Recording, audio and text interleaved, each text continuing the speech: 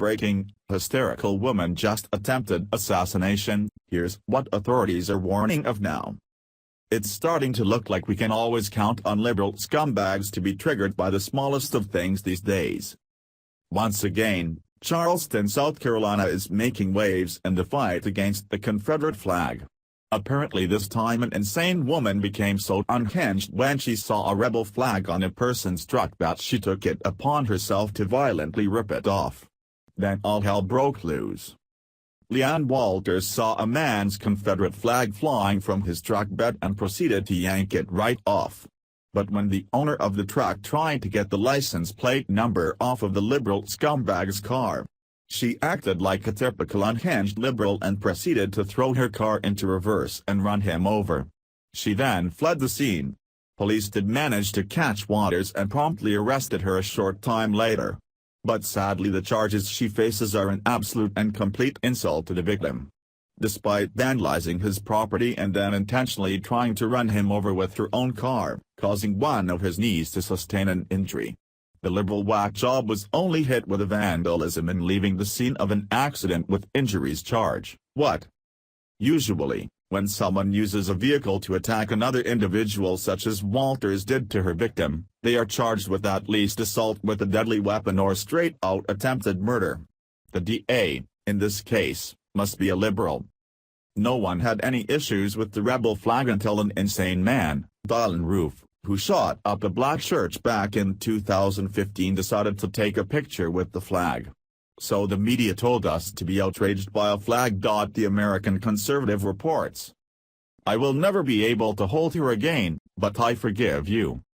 So said Nadine Collier, who lost her mother in the massacre at the Emmanuel AME Church in Charleston, South Carolina, offering forgiveness to Dylann Roof, who confessed to the atrocity that took the lives of 9 churchgoers at that Wednesday night prayer service and Bible study. If there is a better recent example of what it means to be a Christian, I am unaware of it. Collier and the families of those slain show the faithfulness to Christ's gospel of love and forgiveness that many are taught but few are strong enough to follow, especially at times like this. Their Christian witness testifies to a forgotten truth. If slavery was the worst thing that happened to black folks brought from Africa to America, Christianity was the best. Charleston, too, gave us an example of how a city should behave when faced with horror.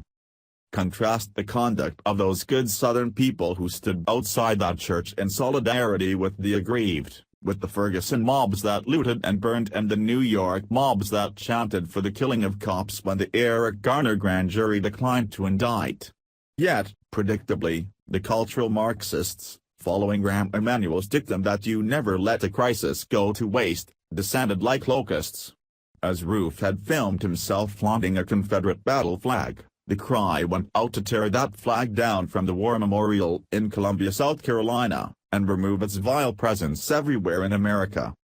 Sally Jenkins of the Washington Post appeared front and center on its op-ed page with this call to healing. The Confederate battle flag is an American swastika, the relic of traitors and totalitarians, symbol of a brutal regime, not a republic.